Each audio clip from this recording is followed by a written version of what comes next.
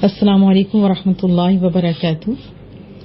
आज अल्लाह के फजल से सूरह यूनुस आयत 106 से इब्तिदा करेंगे और आज हमारी मुकम्मल हो जाएगी सूरह मुबारका। करीम रब से दुआ है, रब्बे करीम हमें सुनने, समझने, अमल करने और फैलाने की तौफीक अता फरमाए। जिस तरह इस सूरह को मुकम्मल करने में और यहाँ तक पढ़ने में हमारी मदद फरमाई, ऐसे ही नाज तक हमें समझने और अमल करने की तौफीक अता फरमा। अऊज़ु बिल्लाहि मिनश शैतानिर रजीम, बिस्मिल्लाहिर रहमानिर रहीम।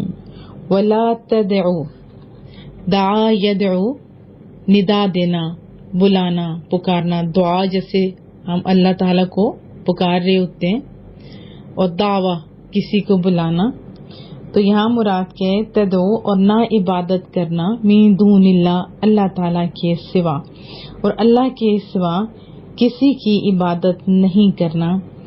माँ जो, ला नहीं, यंफाउका, यंफा शुरू में या आ जाए तो माना होता है वो, का आपकी, ला यंफाउका ना तुम्हारा कुछ भला कर सके, यानी ना नफा पहुंचा सकता है, वला यदुर्रुक और ना तुम्हारा कुछ नुकसान किया जा सकता है, जरर पहुंचा सकते हैं, कुछ बिगाड़ सकते हैं।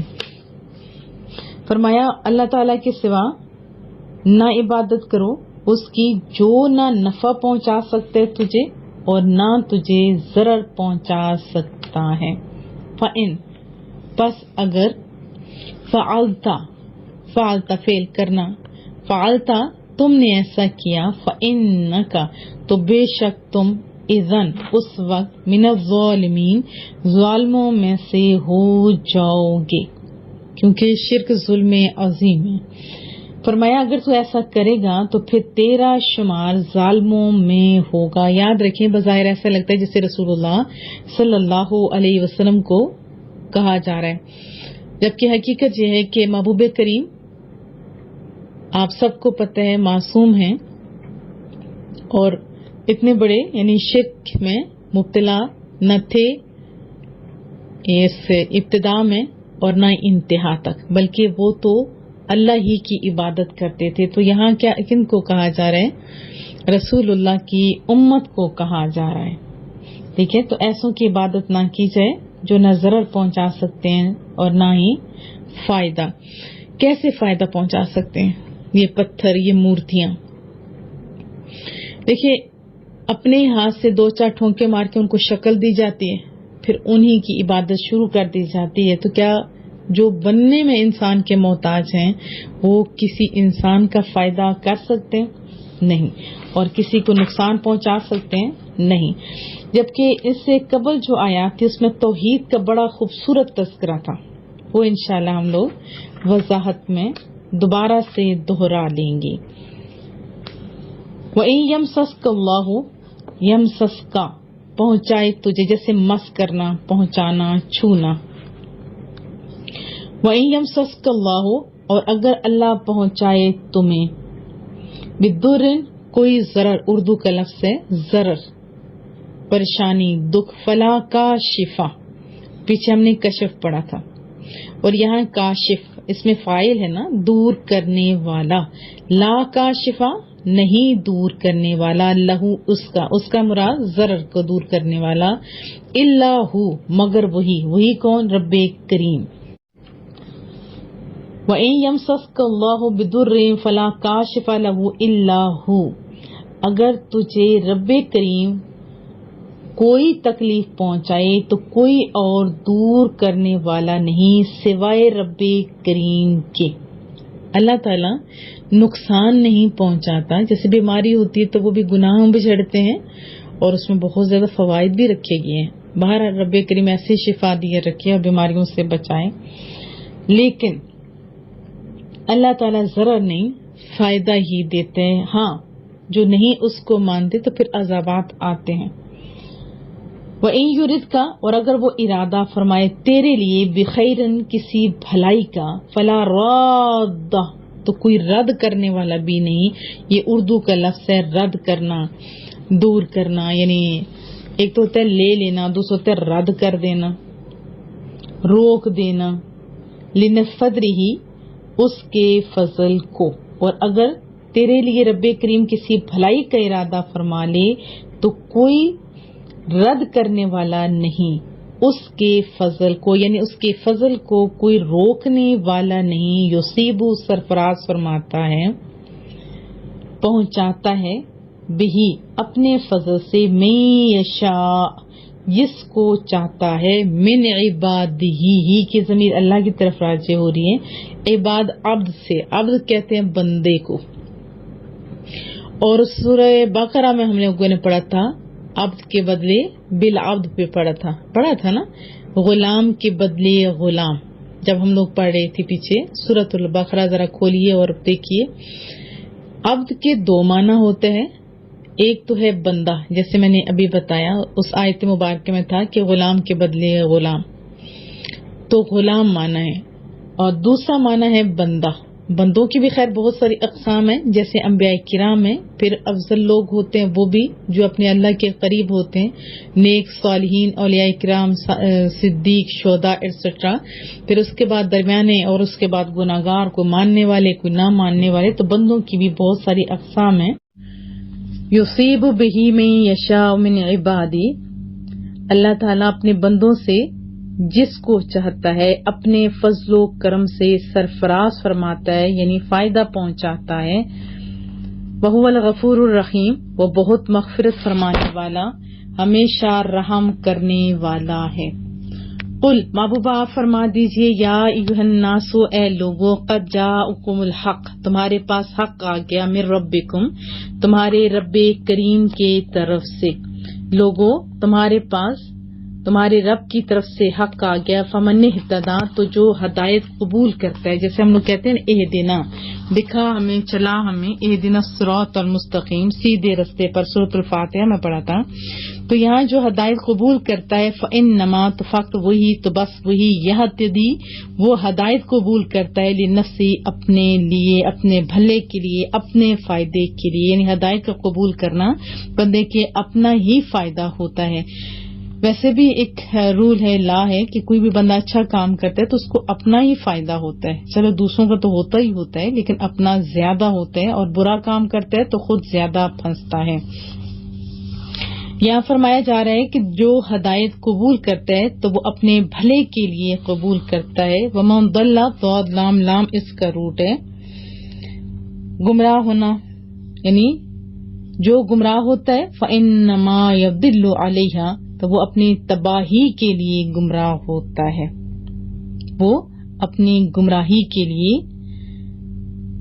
اپنی تباہی کے لیے وہ خود ہی رائے پھر ہموار کرتا ہے۔ تو فرمایا ومن ضل فإنما يضل علیہا، تو جو گمراہ ہوتا ہے تو وہ اپنی تباہی کے لیے گمراہ ہوتا ہے۔ وما انا، اور نہیں میں، علیکم تم پر، بوکیل، نگران، اور میں تم پر نگران نہیں ہوں۔ وکیل کے بہت سارے معنی ہیں، میں آپ کو کتنی دفعہ بتا چکی ہوں، یقیناً آپ کا اس بار ہو چکے ہوں گے، مختار نہیں ہوں ایٹسٹرا۔ واتبع، اور آپ پیروی کرتے رہیے، ما یوحا، جو آپ کی طرف وحی کی جاتی ہے، یوحا وحی کی جاتی ہے، الیکا آپ کی طرف، اور پھر نبی پاک صلی اللہ علیہ وسلم کو تسلی دی جا رہی ہے کہ محبوبہ آپ بس جو وحی کی جاتی ہے نا آپ کی طرف، اس کی پیروی کرتے رہیے، واصبر، اور ظلم جو کرتے ہیں کفار اس پر صبر کیجیے۔ واصبر، اس پر ہوتا ہے حکم کے معنی میں، صبر کیجیے، اور جو ظالم لوگ آپ کے بات نہیں مانتے، الٹا ظلم کرتے ہیں، آپ جانتے ہیں مکی دور میں اور پھر اس کے بعد مدنی دور میں بھی بہت ساری مسائل کا سامنا تھا محبوب کریم صلی اللہ علیہ وسلم کو۔ یحکم اللہ، حتیٰ، یہاں تک کہ یحکم اللہ، یہاں تک کہ اللہ تعالیٰ فیصلہ فرما دے، اس کی وجہ یہ ہے وہو خیر الحاکمین، ہوا، اور وہ خیر، بہتر ہے، حاکمین، بہتر فیصلہ فرمانے والا، اور وہ سب سے بہتر فیصلہ فرمانے والا ہے۔ وضاحت جان لیتے ہیں، پچھلی آیات میں رب کریم کا بڑا خوبصورت تعارف، بہت ہی خوبصورت انداز میں خوبصورت دلیل تھی کہ میرا رب تو وہ ہے جو فوت کرتا ہے، یعنی جان لے لیتے ہیں، اور یہ پتھر تو ایسا کچھ نہیں کر سکتے۔ ہاں پتھر لگے بنا مر ضرور جاتا ہے اگر اس کی قسمت میں موت لگی ہو تو، لکھی ہو تو، لیکن اگر موت نہیں لکھی تو 100 پتھر بھی لگیں تب بھی کچھ نہیں ہو سکتا. تو یہ پتھر کے جو بت ہیں جن کو خود ہی اپنے ہاتھوں سے تراشا پھر انہیں کی عبادت کرنا شروع ہو گئے ہو، تو یہ تو تمہارے محتاج ہیں، یہ کیا کر سکتے ہیں. پھر ان آیات کے اندر بہت ہی خوبصورت انداز میں فرمایا کہ نفع اور سب چیزیں اللہ کی طرف سے ہیں. اگر اللہ بھلائی پہنچانا چاہے تو کوئی بھی، چاہے ساری دنیا مل بھی جائے تو کوئی اس بھلائی کو چھیننے والا نہیں ہے. یہ خوبصورت عقیدہ ہے. ٹھیک ہے، وہ قادر ہے، وہ دینے والا ہے. اگر آپ کے حصے میں اچھائی نہیں لکھی ہوئی تو ساری دنیا مل بھی جائے تو آپ کو فائدہ نہیں پہنچا سکتی. اور یاد رکھیے رب تو بڑا مہربان ہے، بہت ہی مہربان ہے. حدیث طیبہ میں ہے اللہ تعالیٰ نے مخلوق کو پیدا کرنے سے پہلے ایک کتاب میں لکھ دیا کہ میری رحمت میرے غضب پر غالب ہے. یہ صحیح بخاری کی حدیث طیبہ ہے. اور ان آیات میں خیر اور شر، نفع اور ضرر، یہ اللہ کی طرف راجع ہیں اور اس میں اس کا کوئی شریک نہیں ہے. وہی عبادت کا مستحق ہے اور استحقاق عبادت میں اس کا کوئی شریک نہیں ہے. حضرت انس بن مالک بیان کرتے ہیں رسول اللہ کا فرمان، ہر وقت اللہ تعالیٰ سے خیر طلب کرتے رہو اور اللہ تعالیٰ کی رحمت کی خوشبودار ہواؤں کے پیچھے پڑے رہو، کیونکہ اللہ تعالیٰ اپنے رحمت کی خوشبودار ہوائیں اپنے بندوں میں سے جسے چاہتا ہے، جس سے چاہے پہنچاتا ہے. اور اللہ تعالیٰ سے یہ سوال کرو کہ وہ تمہارے عیوب کو چھپائے اور تم کو تمہارے خوف کی چیزوں سے محفوظ رکھے. اور یہ بھی یاد رکھیں کہ گناہوں کو چھپانا چاہیے، گناہ کرنے نہیں چاہیے، لیکن اگر ہو جائے تو چھپانا چاہیے، اعلان نہیں کرنا چاہیے. اپنے اللہ تعالیٰ سے سچے دل سے توبہ کرنی چاہیے. کیسے؟ اوپر اوپر سے نہیں، سچے دل سے. اور کسی مسلمان کے ہو جاتی ہے غلطی، پہلے تو اللہ بچائے ہی رکھے، بچانا ہی اور بچنا ہی افضل ہوتا ہے. لیکن اگر کسی سے غلطی ہو جائے تو اس کو ڈھانپنا چاہیے اور اصلاح کی کوشش کرنی چاہیے. حضرت ابو ہریرہ راوی ہے رسول اللہ کا فرمان، جس شخص نے اپنے مسلمان بھائی سے دنیا کی کوئی پریشانی دور کی، اللہ اس کی آخرت کی پریشانیوں میں سے کوئی پریشانی دور کرے گا. جو شخص کسی مسلمان کا پردہ رکھتا ہے اللہ تعالیٰ اس کا دنیا میں بھی اور آخرت میں بھی پردہ رکھتا ہے. اور اللہ تعالیٰ بندے کی اس وقت تک مدد کرتا رہتا ہے جب تک وہ اپنے بھائی کی مدد کرتا رہتا ہے. پھر ایک اور جگہ ہے، جب بندے کو دوسرے کی پردہ پوشی پر اجر ملتا ہے تو اپنی پردہ پوشی کرنے پر بھی تو اجر ملتا ہوگا نا، بلکہ زیادہ ملتا ہوگا. تو کیا چاہیے؟ سچے دل سے استغفار کرے، ندامت کرے اور آنسو بہائے اور آئندہ گناہ نہ کرنے کا پکا عزم کرے. ایک اور انصاری صحابی سے مروی ہے رسول اللہ صلی اللہ علیہ وسلم سے، ایک شخص نے رسول اللہ صلی اللہ علیہ وسلم سے تنہائی میں عرض کیا کہ آپ مجھے عامل نہیں بناتے جس طرح آپ نے فلاں شخص کو عامل بنایا. آپ نے فرمایا ان قریب تم میرے بعد ترجیحات کو دیکھو گے، سو تم صبر کرنا حتیٰ کہ تم مجھ سے ملاقات کرو. یہ صحیح بخاری کی حدیث سے طیبہ ہے. یاد رکھیں کہ یہ اللہ کے فضل سے ہی اگر آپ اچھائیاں کر سکتے ہیں تو کرتے ہیں، تو شکر کریں کہ اللہ مواقع آپ کو دیتا ہے اچھائیاں کرنے کی. حتی الامکان کوشش کریں اچھا کام کرنے کی، اچھے کام کرنے کی دعوت بھی دیں. اپنی زبانوں کو نرم رکھیے، گھر والوں کی حقوق ادا کیجیے، رشتہ داروں کے حقوق ادا کیجیے، اور سب سے بڑھ کے اللہ اور اس کے رسول کی رضا کی کوشش کرتے رہیے. اپنے اللہ کا شکر ادا کریں کہ جس نے الف لام میم سے لے کے سورہ یونس تک ہماری مدد فرمائی.